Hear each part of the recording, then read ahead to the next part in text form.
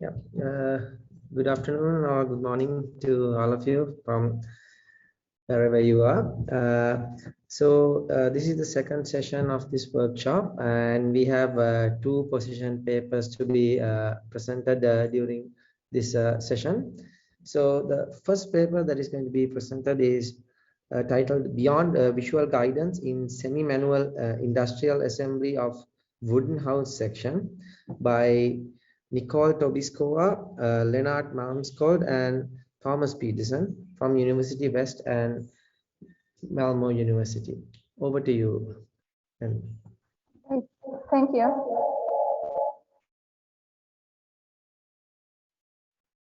Okay, can I share the screen?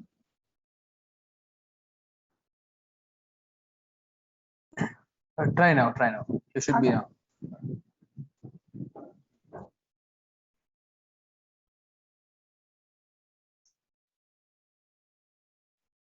That was it. Okay, good. So today I'm gonna introduce our position paper, Beyond Visual Guidance in Semi-Manual Industrial Assembly of Wooden House Sections.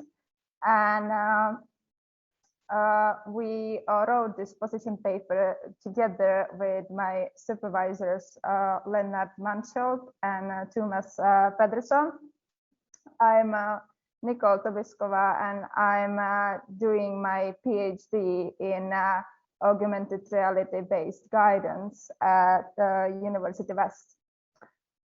So today I'm going to introduce you the task we have in collaboration with the wooden industry, and I would frame this in three phrases. I will first mention the or describe the observations we did at the company, and how we summarize these observations into the 18 steps in wooden truss assembly.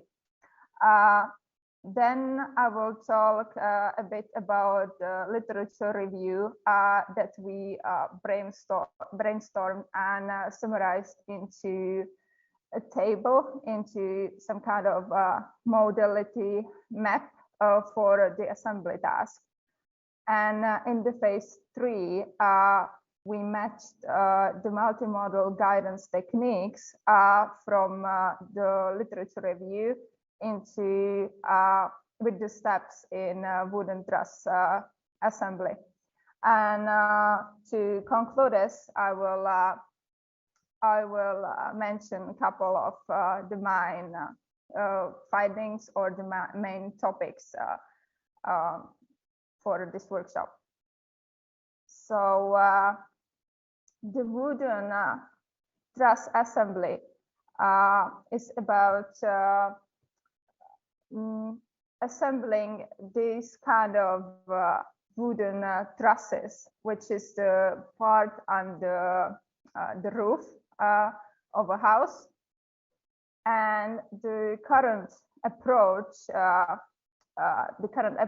to guide operators in the assembly is to project AutoCAD file using an industrial laser attached to the ceiling, so the operator can see marks to attach wooden plates that will like hold the wood together. And this all is supported by an industrial drawing the operator has available at the construction site. So we observed the people working and summarized the job into these 18 steps.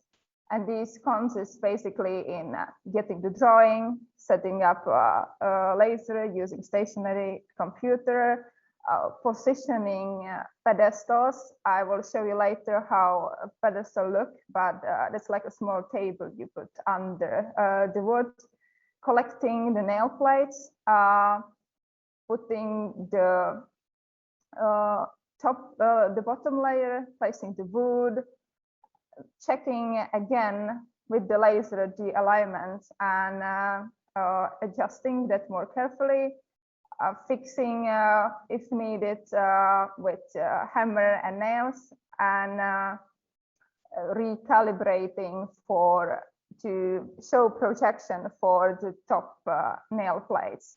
And then the operators use hydraulic press to squeeze all the things together and attach the nail plates to the wood. They verify the work with the drawing they got in the beginning, write a number on it, and left it to temporary storage.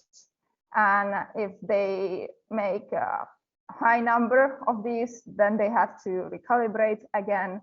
And when the all work is done, they make a package of these, write the job number on it, and push out the package. So this is about the work. This is the drawing they get with some more specific information about the measurements of the components and so on. This is how the site looks like. Here you can see the hydraulic press hanging from the roof. These are the pedestals where you place the wood. And here you can see the truss in the progress.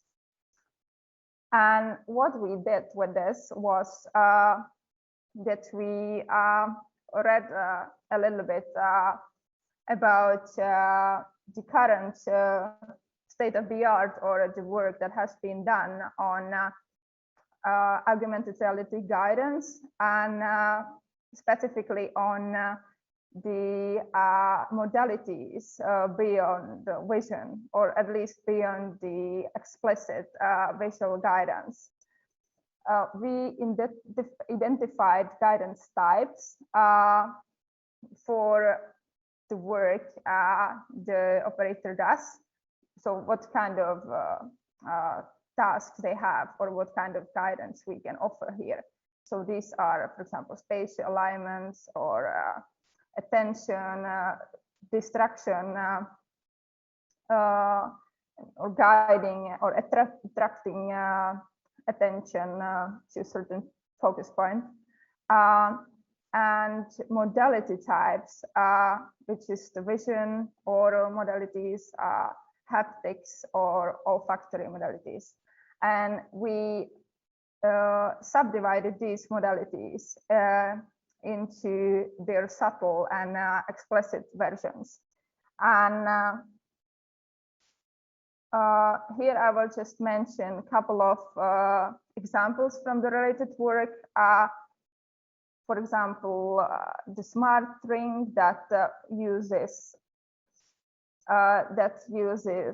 temperature to notify the user, a spherical wave-based guidance that is more subtle version, let's say, of visual guidance that gives you also the idea about how far you are from the object, not only where the focused object is.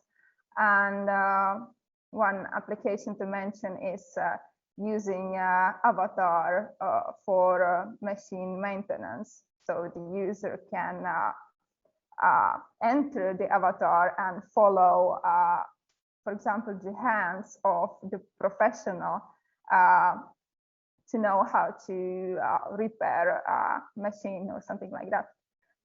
So this is what we came up with, and what we aim to use as discussion base for this workshop. As you can see, we have the guidance types in the columns. So, for example, spatial alignment, imperceivable relevant information, perceptual obstructed objects, suggested object manipulation, attention attraction, attention distraction, and here are the modalities. So we try to fill this up as much as possible and come up with examples for our particular case. So, for example, we thought about signalizing time for a break via the smell of coffee, and to generalize this to use smell at the workplace to create some kind of comfortable working environment to cover the unpleasant smells, but on the contrary also to get a boost to the unperceivable information. For example, if you have some kind of other free dangerous gas that can leak, then if that happens, you can signalize that by a certain kind of uncomfortable smell. We discussed different kinds of sensors, like floor sensors, bracelets and rings using vibration or temperature.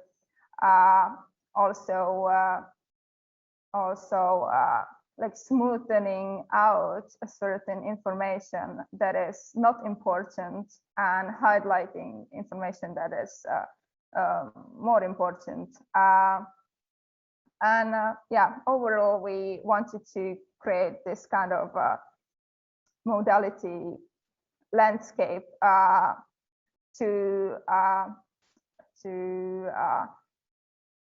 get more opportunities for the support for the operator than only the visual guidance. So this is how we used the table. Later on, we came back to the 18 steps in wooden truss assembly and chose guidance method based on the modality. So for example, for getting the correct set of nail plates, we proposed using visual guidance methods. This is omnidirectional attention funnel, or this spherical wave guidance to pick the right nail plates and also to show the correct number, the correct amount for each type. When it comes to the sound, we could use well-known or used in industry pick by voice that can navigate the operator from where and what type of, for example, the nail plates to pick, and use haptics. For example, to if you combine this with a scale that weighs the kit, and so when you reach the weight you need, then you can get a notification on your haptic bracelet, let's say, that now you're done. You can remove it and you can go. To just mention a few of the examples we thought are interesting, was using the smell for warning about not smellable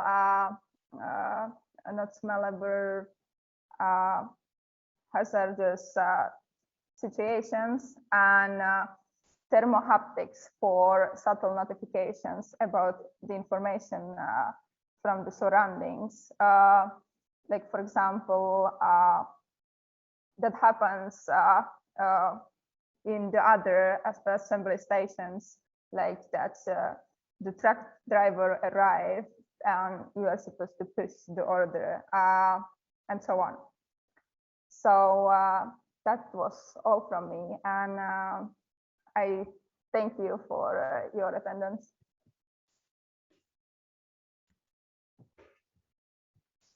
And Okay, if thank you have you. any questions, please ask. Thank you for your presentation. Do you have any questions? The floor is open for the audience for questions.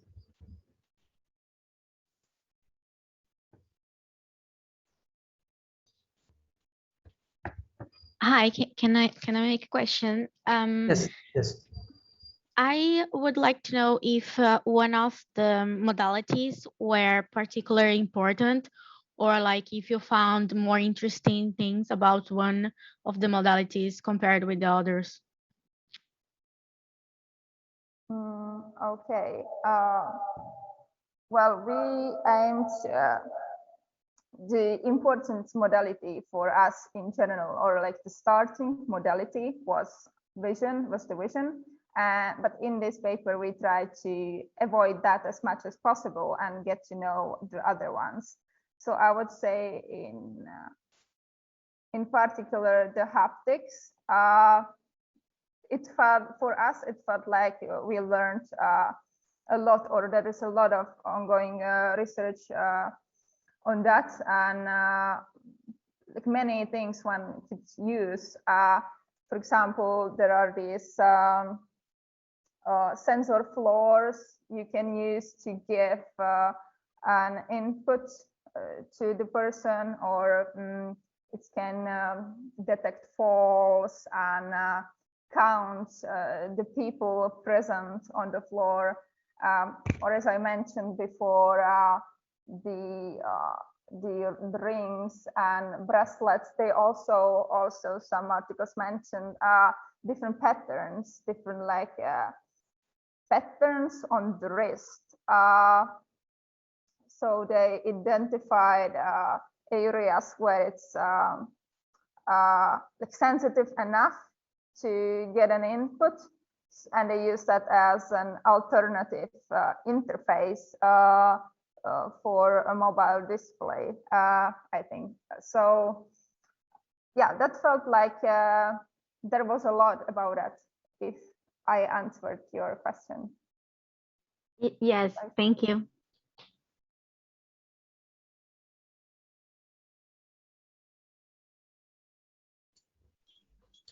Do we have any other questions? Can I say something? If Yes, yes. Yeah, so it's a good question. Yeah, so one of the things that I came about in some other presentations earlier today was that some of these modalities are slower than vision, for instance. So as Nicole mentioned, we were very interested in smell as well. But smell, as some of you already know, is a complicated modality because it's hard to control, and even the human sensors of smell are relatively slow, and after a while they get kind of muted. So we tried hard in our in the matrix that or in the table which Nicole showed, to come up with situations for these operators where slow interaction is okay. So that's why on Nicole's slide there was something about non-imminent dangerous things. So of course, if something happens, you need to act now. Several of these non-visual modalities are not so good. Sound works probably fine and vision works fine, but smell is probably not the modality to use if you need to move within a second. And the other thing that came that we discussed a lot when we came up with the table was, and Nicole mentioned also, explicit guidance. We have also discussed a fair amount of time on implicit guidance, or subtle guidance. Try to imagine ways of guiding these operators in a way so that they are perhaps not even aware that they get guidance themselves. But so that's a thread that we are interested in pursuing. We have no results, of course, but we are interested in trying to guide the attention of the operators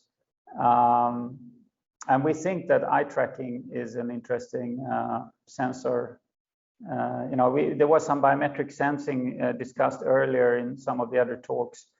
We think eye tracking can be very useful there, probably if we want to try to guide the attention of the operator in a certain way.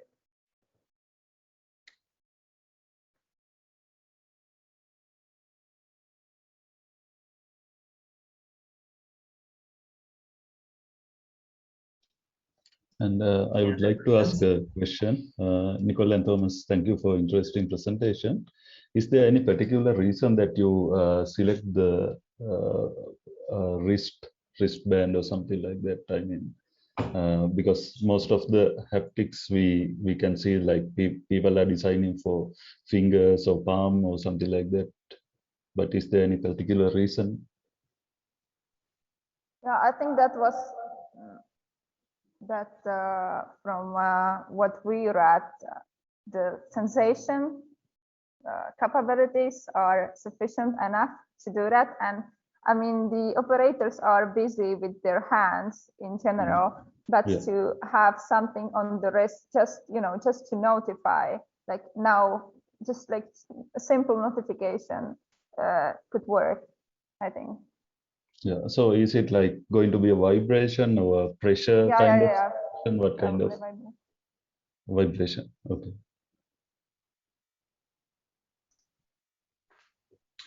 Maybe I can take the opportunity also to give some comments. The framework or the background of this work is that these operators in the industry, they are often newcomers, that they are often have new employees into these work areas. And so the main reason is quality issue and also training opportunities to help the operator to produce a better quality from the beginning.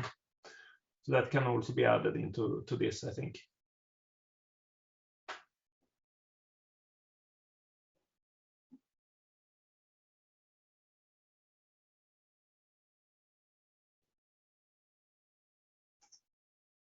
Okay, if you do you have any other questions for the authors?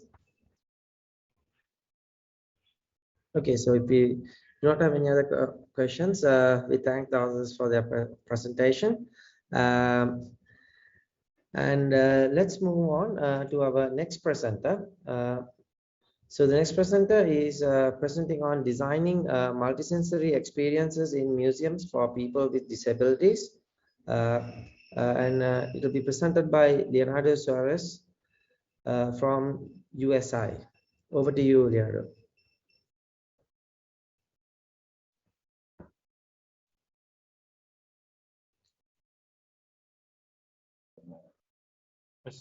We're setting the thing up here physically. One moment. All right, okay.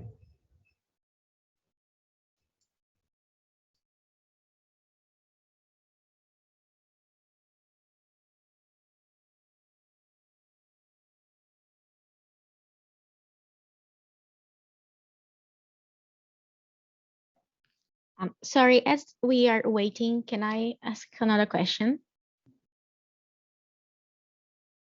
Yes, certainly. Okay. As you talk about that the operators are not like used, let's say, to this kind of technology, I would like to know if there are some particular difficulties or rejection about the technology and how they interacted with it. Yeah, thank you for this question. Can you hear me now? Okay. Yeah, thanks for this question, because this was one of my. Okay, I will maybe move a bit so I don't hear myself. Yeah, this was one of my concerns, that the operators will reject the technology, or they will not be willing to share that much. But it was the opposite, actually. And the people were very open. The people at the company's premises, they were very open, and very interested in our research in general, because they were not really satisfied with the tools they use nowadays, because as I mentioned before, nowadays they use this laser projection, and it comes with like many difficulties, that it's the visibility is very low. They have to travel to the computer to reset or like recalibrate the settings and so on. And they of course found their ways how to deal with that, but they also see how for example, their colleagues or people having the similar job and other size work that they have, for example, they use tablets at least, not paper drawing.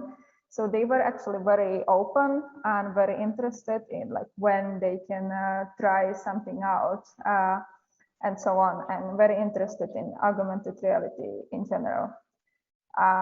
One of the reasons can be that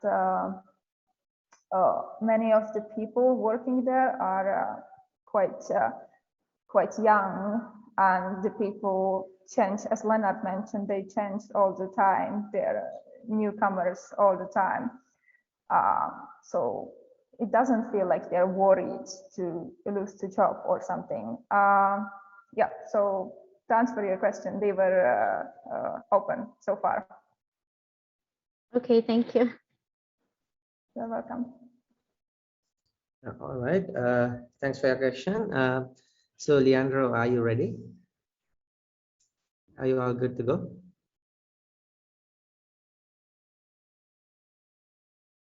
No.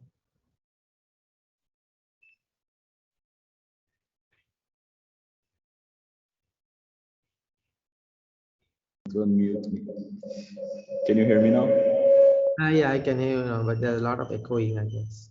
Now it's okay? No, it's okay, yeah. Over to you. Okay, and can you see my screen now? Yeah, I can see your screen. Perfect. Okay, let me start. So, hello everyone. My name is Leandro, and I am from Università della Svizzera Italiana. It's a university in south of Switzerland, in a city called Lugano, the main campus. And this presentation is called Designing Multisensory Experiences in Museums for People with Disabilities. First of all, to contextualize, because the other presentations were very interesting, but it was not the focus on people on accessibility and so on. So according to United Nations, about 15% of world's population, around 1 billion people, live with some form of disability. This would include a permanent or a temporary disability. For example, if you break a leg, you are with a situational and temporary disability until you recover from that. And then we have assistive technologies. Into assistive technologies, we have the development of them that contributes to inclusion and to the independence of these people with disabilities. And unfortunately, they are still not widespread, and they do not cover every needs and target groups that we have. So my research, it is part of the project called BEST, which stands for Beyond Screen Readers and Alt Text, Designing Multisensory Alternatives to Text for Different Reading Abilities. And my work explores how technology can support different forms of reading, the sense making of text, and multimedia content and multisensory experiences. So the user experience to be analyzed before, during, and after a museum visit in this non-formal context, and also making visiting a museum a more rewarding and memorable experience. So these multisensory experiences should be adequately designed, and for temporary or permanently disabled users, like I was telling before, but with these users with various reading difficulties. So our target visitors, our target participants, target group are people with intellectual disabilities. And then these users, they could not take advantage of museums' usual dense supports, including audio guides, labels, and written signs.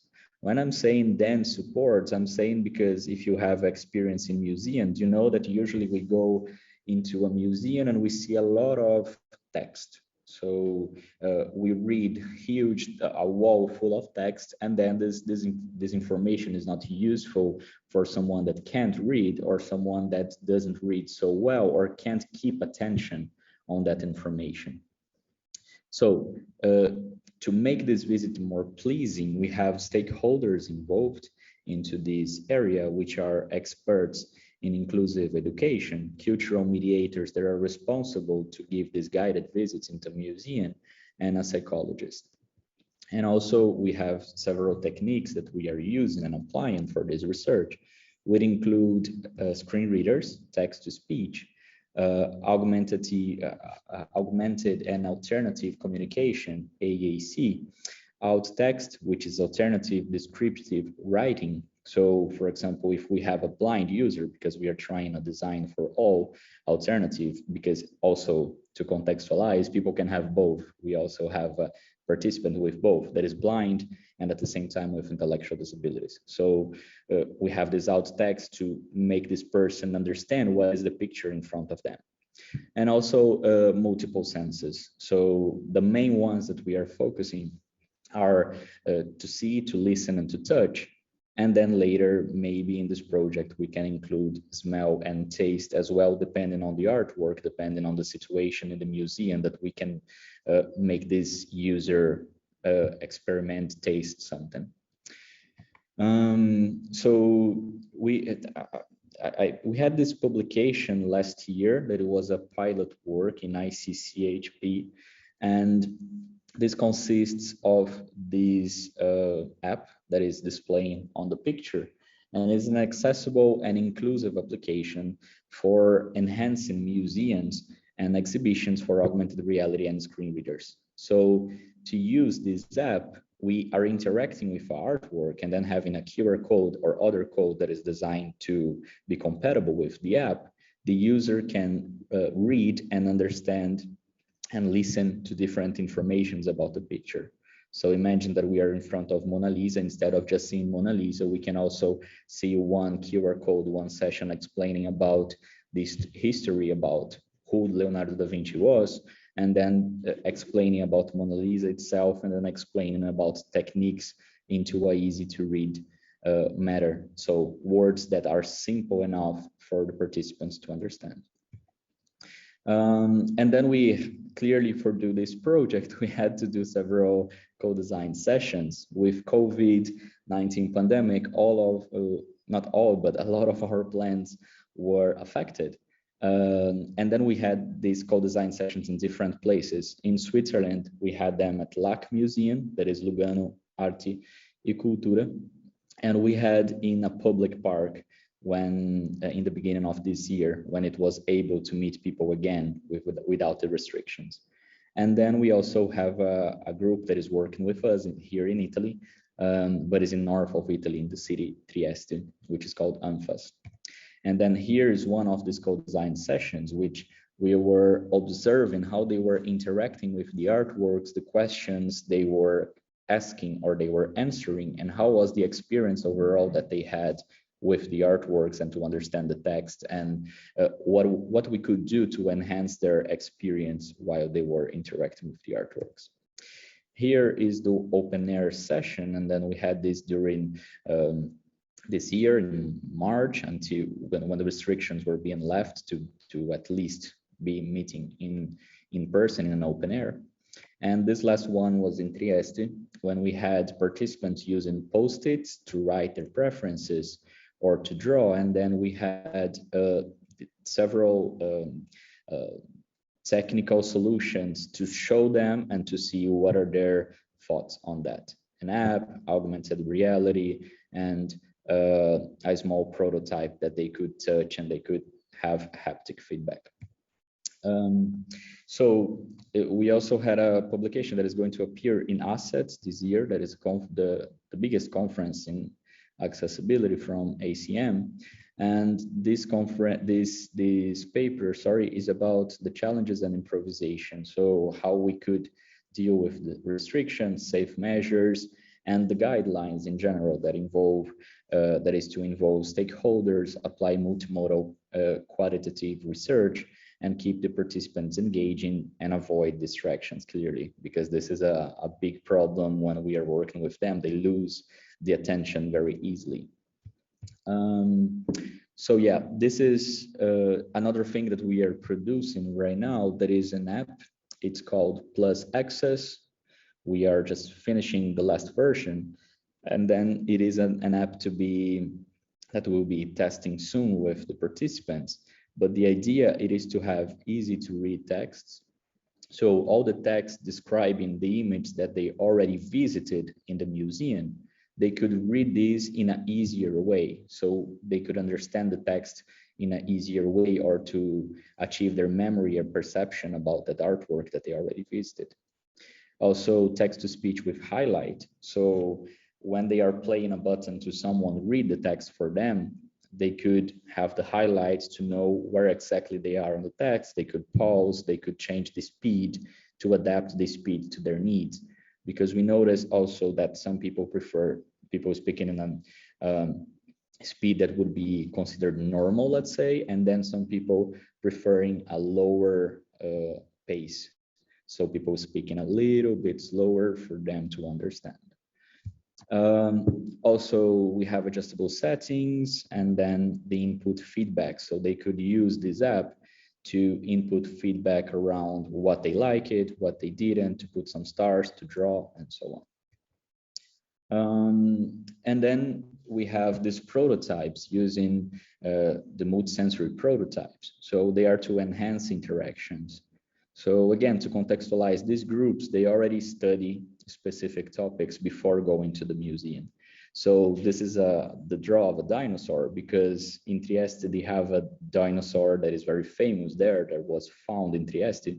And then they study about this dinosaur. So before going to the museum, they studied this topic. And then after, we are using these prototypes to see with them, they could touch a little dinosaur. This dinosaur could have extra senses. In this sense, we are still deciding what would be feasible for something like a dinosaur, because we don't know how a dinosaur sounds like. But we have a lot of other animals or artworks that we could enhance with sounds. And then this is the idea. So in these prototypes, we could have this personalized objects, like they would have their own prototype we could create with them in these sessions, or they would visit in the museum, or after the museum, they would have these prototypes that they could interact with. So the haptic feedback, touching, and because in the museum, usually you can't touch anything. So this is the idea. Instead of, let me come back for you to see here, as you can see, there is a rhino. And then in the picture, they just could see, but if they could touch, they could see what the skin looks like. It's a different story than just seeing this as a picture. So this is other idea. So to input haptic feedback, audio, depending on the scene. If we are talking about a forest, for example, we can put water and wind, so to simulate the nature environment that this animal live or this artwork is considered. Yes, and then to the last step. So what we are producing right now, we are doing a lot of prototypes in a way, because we are testing various forms of reading and interacting. So they are doing this with or without their caregivers and educators' help, and in a non-formal context, like I said, because they are doing this to make them interested. So when we are going to the museum, they like some animals that they see, some artworks that they see, and they want to be looking for that later. So this is the idea, non-formal context. And also different combinations of age and abilities. We have participants from 16 years old until participants from 60.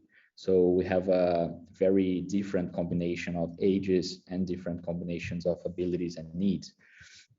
And these users could take an active role in critical collaborative design, because we are not just designing for them, we are designing with them. So the idea is to respect each person's needs and what works for a specific person. So in the end, we can find a version that is the most, the better we can have to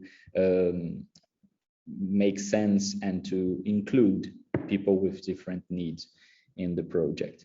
So some people prefer, like I said, to draw and then to touch, and some other people just prefer to read. So we have these different possibilities instead of just having to show one and only thing for them to collect information.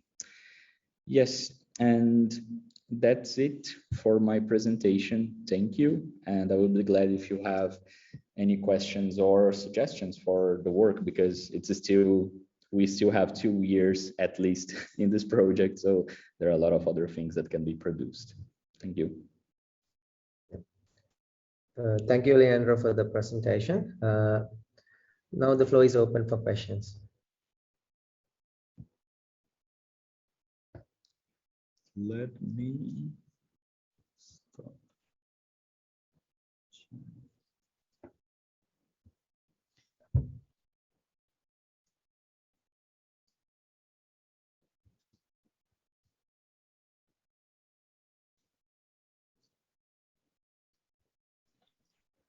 So more than a question, I think it would be a suggestion or I don't know, some tips. I don't know. Some of my friends did a similar project, but it was just for blind people. And they use it like the temperature to make them feel the different colors in the painting as well, as they can see the colors, and it's difficult to translate it. So where there were like warm colors, the temperature was higher, and when there was cold colors, it was low.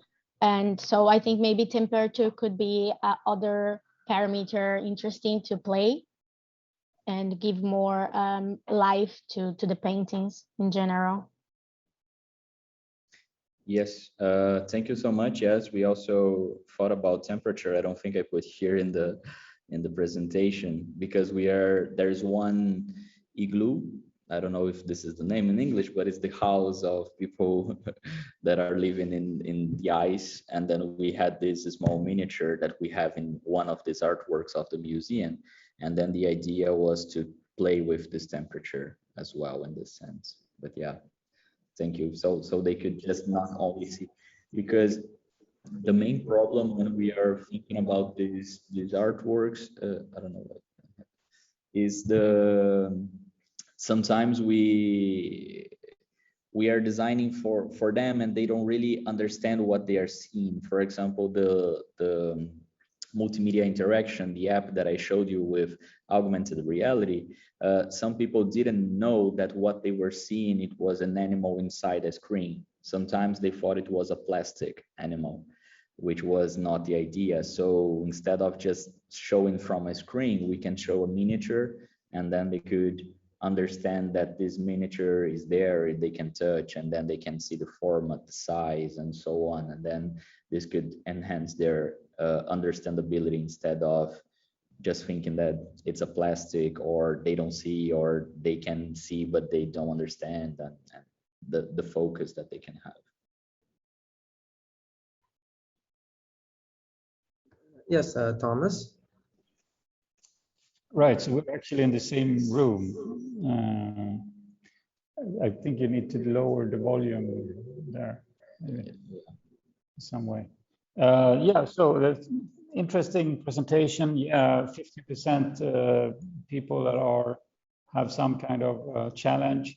I was thinking, so a lot of focus in this project is about enhancing the existing physical museum. I was thinking about if you have some reflections on the possibility of providing a telepresence experience for disabled. In the beginning of this workshop, there were a couple of, including the keynote, talking about the possibilities for multisensory experience from at a distance, so to speak. So I don't know if you have any such thought in this project on helping the museums provide access to disabled people from a distance. So yes, answering your question, thank you for a question. During this COVID period, we thought about several things, about trying several solutions, because we had this moment that we couldn't meet the users, the participants in person. But then we had the online exhibitions, and the idea for them, it is with this project, they are meeting in person to go to this museum. So the idea, it was a project planned to have this environment that they could go and they could learn before going, or they could remember what they saw after going. So the idea, it was not to use technology to substitute this experience, but just to enhance this experience. I understand. And also, it makes a lot of sense. You were also a lot very co-design inspired. You want to create with the visitors in some way. So then it also becomes a bigger challenge to do it over a distance. So it makes a lot of sense to focus on the physical place. Yes, and also because we have a lot of these participants that they do not have computers at home. So they just use computers, specifically computers, to have video chat in the school that they went. So at home during this period, some of them were just not using technology, or when they were using for simple tasks. So the idea, it was not to put too much pressure for them, not to change so much what they were doing, but just to enhance if they need some help. Because, for example, instead of just contacting the helper, the educator, they would just access the app that is simple with just clicking once, and then they could know how to interact with that. Thank you. Okay, any other questions? Yes. So it's interesting the way you are working with people, with audience, with disabled persons, with caregivers. So I can imagine that during your work, some concerns emerge because of privacy or ethical questions. So did you meet these concerns? Were people aware of what they were doing and how things were recorded and used by you and the other researchers? Yes. Let me see. Can you hear me? Yes, I think so. Yes. Yeah. Yes, we were very checking about this in the beginning because of all of the situation. Clearly, they have some disabilities, and then we just wanted to be sure that they would like to participate.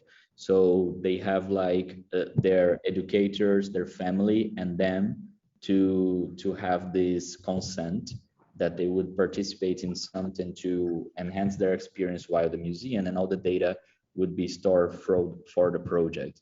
So the pictures that you saw, for example, they are blurred, their faces, even if we have the permission to post pictures, because we just don't want to expose them to this.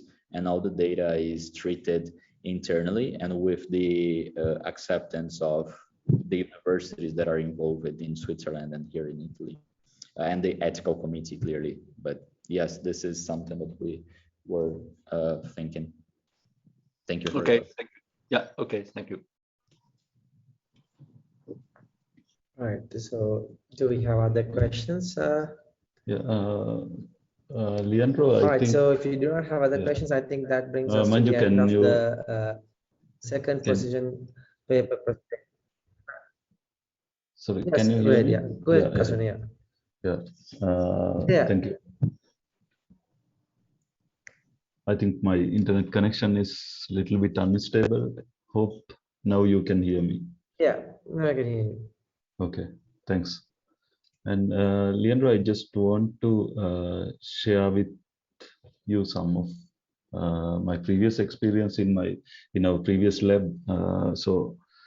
Some researchers have developed a book for visually impaired people, and then they have used some multisensory technologies such as sound and haptics and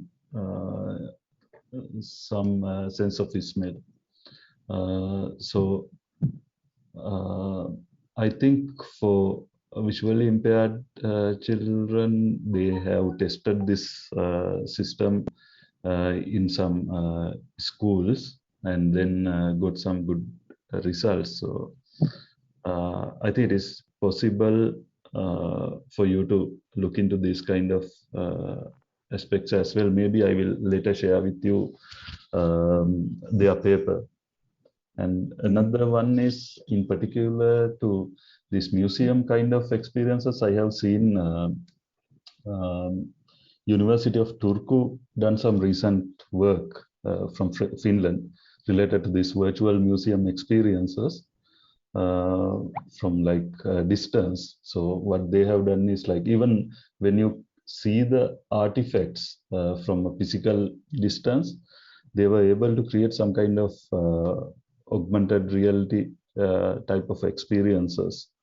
So it gives you a feeling like you are practically living in that particular time, and then you can see the surroundings and then what people are doing using that artifact or something like that. So those kind of things can be done. And also if you are interested about these haptic sensations on the on some artifacts, so feeling artifacts, I think there are two technologies that you can look for.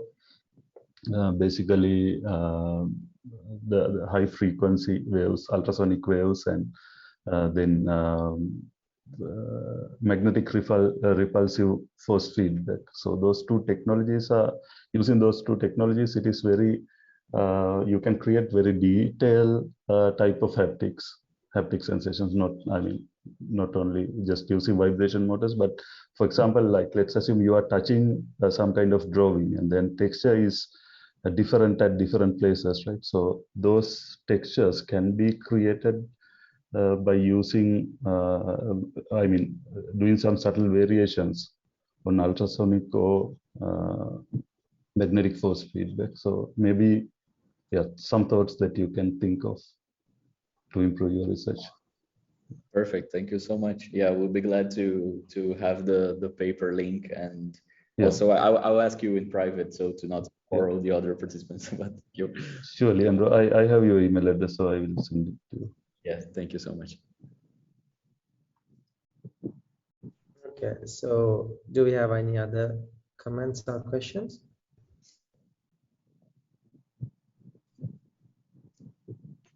Okay, so that brings us to the end of the second presentation session. So I thank all the presenters for their wonderful work. Over to you, Kasun.